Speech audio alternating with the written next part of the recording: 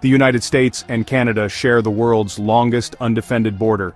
This border stretches over 5,500 miles, from the Atlantic Ocean in the east to the Pacific Ocean in the west, and even up to the Arctic Ocean in the north. It is a testament to the peaceful and cooperative relationship between these two neighboring countries. They enjoy a close relationship. This bond is not just political but also cultural and economic. The two nations have a shared history and many common values which have helped to foster a strong alliance over the years. The two countries are major trading partners. Every day, goods worth billions of dollars cross the border, making trade a vital component of their relationship. This trade includes everything from raw materials to finished products. This relationship is deeply intertwined. Businesses on both sides of the border depend on each other for supplies, services, and markets. This interdependence has led to the creation of integrated supply chains that span both countries. They rely on each other for goods and services.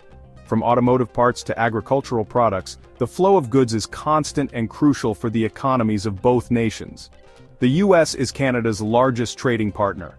In fact, over 75% of Canadian exports are destined for the United States. This makes the U.S. market incredibly important for Canadian businesses. Canada is also a significant trading partner for the U.S. Canada is the largest foreign supplier of energy to the United States, including oil, natural gas, and electricity.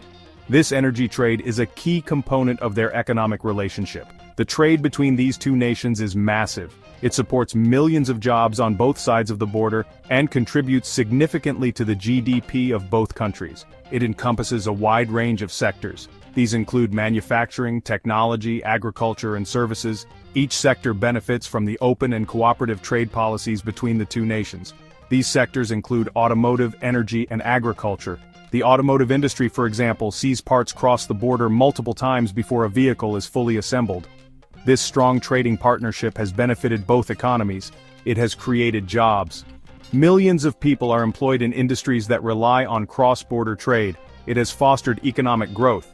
The economic prosperity of both nations is closely linked to their ability to trade freely and efficiently with each other. However, this relationship has also seen its share of challenges. Trade disputes have occasionally strained the relationship, leading to negotiations and sometimes even legal battles. Trade disputes have arisen over the years. Issues such as tariffs, subsidies, and market access have sometimes led to tensions between the two countries. These disputes highlight the complexities of the U.S.-Canada trade relationship. Despite the challenges, both nations have always found ways to resolve their differences through dialogue and negotiation. They underscore the need for ongoing dialogue and cooperation. Continuous communication and collaboration are essential to maintaining a healthy and productive trade relationship. This is crucial for ensuring a mutually beneficial economic partnership. By working together, the U.S. and Canada can continue to enjoy the benefits of their close and cooperative relationship, ensuring prosperity for both nations. The U.S. and Canada have a long history of trade disputes. These disputes have spanned decades and have involved a variety of industries, from lumber to livestock. Despite being close allies and neighbors, their economic interests have often clashed, leading to tensions and negotiations. These disputes have occasionally strained their relationship. Protests and disagreements have sometimes overshadowed the benefits of their trade partnership. However, both countries have always found ways to come back to the negotiating table, seeking resolutions that benefit both sides. One notable example is the softwood lumber dispute. This long-standing issue has been a point of contention for over 4 decades, affecting the lumber industry significantly. The dispute has seen numerous rounds of negotiations, legal battles, and trade actions. This dispute dates back to the early 1980s. It began when the U.S. accused Canada of unfairly subsidizing its lumber industry, giving Canadian producers an advantage in the U.S. market. This led to a series of tariffs and counter-tariffs that have persisted over the years. It involves U.S. allegations of unfair subsidies to Canadian lumber producers.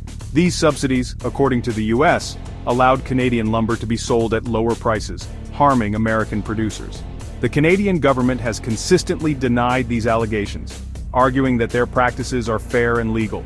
The U.S. has imposed tariffs on Canadian lumber imports several times. These tariffs have varied in size and scope, but they have always been a source of friction. Each new round of tariffs has prompted Canada to seek legal recourse through international trade bodies. This has led to retaliatory measures from Canada. In response to U.S. tariffs, Canada has imposed its own tariffs on American goods, affecting various industries. These tit-for-tat measures have sometimes escalated the dispute, making it harder to find a resolution. Another example is the country of origin labeling (COOL) dispute. This issue arose from U.S. regulations that required meat products to be labeled with their country of origin. The regulations were intended to provide consumers with more information, but they had significant trade implications. This dispute centered on U.S. regulations requiring labeling of meat products. Canadian and Mexican producers argued that these regulations unfairly discriminated against their products, making it harder for them to compete in the U.S. market. The regulations specified the country of origin. This meant that meat from Canada and Mexico had to be labeled as such, which Canadian producers claimed added unnecessary costs and created a bias in favor of U.S. products.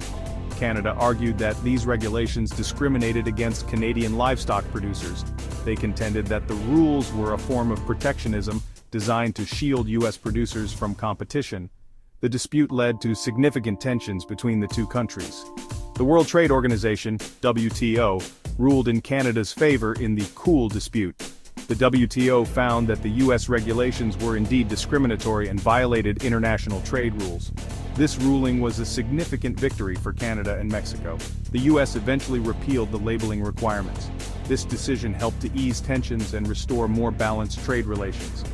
However, the dispute highlighted the challenges of navigating trade policies that affect multiple countries. These disputes highlight the complexities of managing a close trading relationship. While the U.S. and Canada have had their share of disagreements, they have also demonstrated a commitment to resolving issues through dialogue and legal channels. Their ability to navigate these challenges is a testament to the strength of their economic partnership. In 2018, the U.S. imposed tariffs on steel and aluminum imports from several countries. This included Canada. The U.S. cited national security concerns as justification for these tariffs. Canada retaliated with tariffs on U.S. goods. This marked a significant escalation in trade tensions between the two countries. The tariffs affected a wide range of products.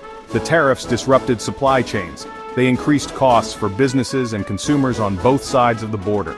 The trade war lasted for almost 2 years. It had a chilling effect on the U.S.-Canada trade relationship. The automotive industry is a major sector in both the U.S. and Canadian economies. It employs millions of people and generates billions of dollars in revenue annually. The industry is not just about manufacturing cars. It encompasses a wide range of activities including research and development, supply chain management, and sales and marketing. It has been a frequent source of trade disputes between the two countries. These disputes often revolve around tariffs, subsidies, and market access, affecting not only the manufacturers but also the consumers who ultimately bear the cost. A key point of contention is the rules of origin for automobiles. These rules are crucial because they determine how much of a vehicle must be made within North America to qualify for duty-free status. These rules determine the percentage of a vehicle's content that must originate within the US, Canada, or Mexico to qualify for duty-free trade under the USMCA, formerly NAFTA.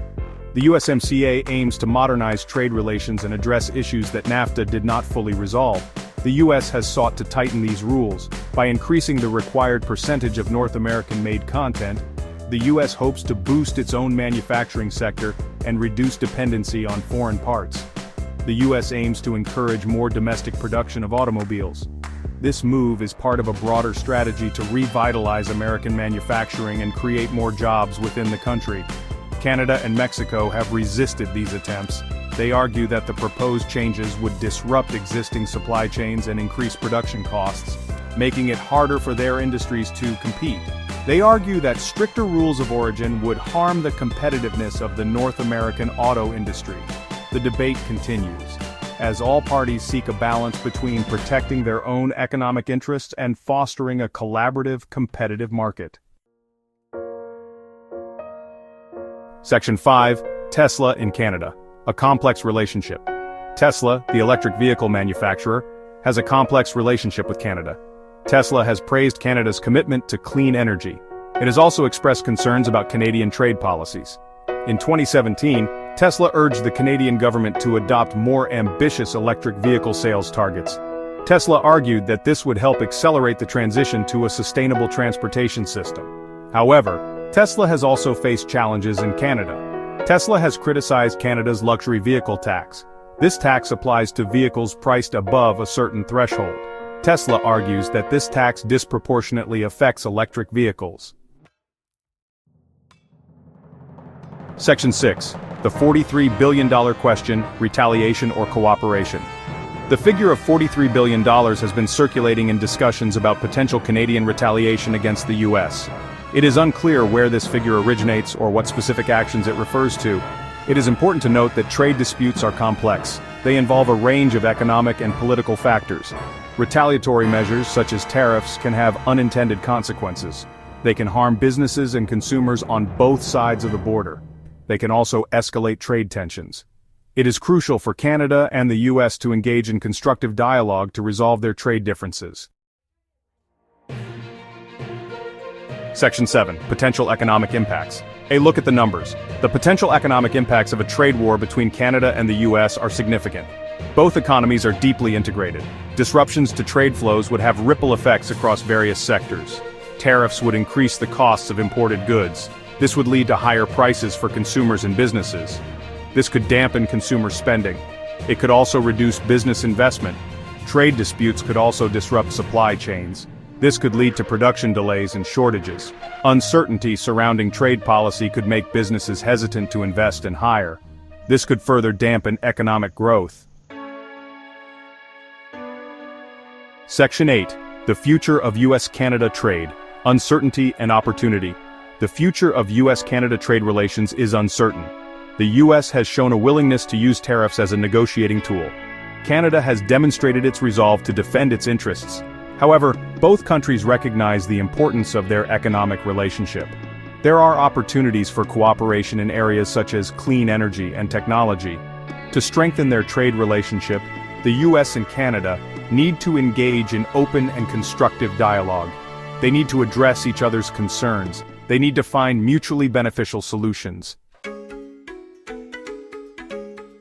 Section 9. Conclusion. A need for dialogue and collaboration. The US and Canada have a long and complex trade relationship. This relationship has been tested by disputes over the years. The potential economic impacts of a trade war are significant. It is crucial for both countries to prioritize dialogue and collaboration. They need to find common ground. They need to work towards a mutually beneficial trading relationship.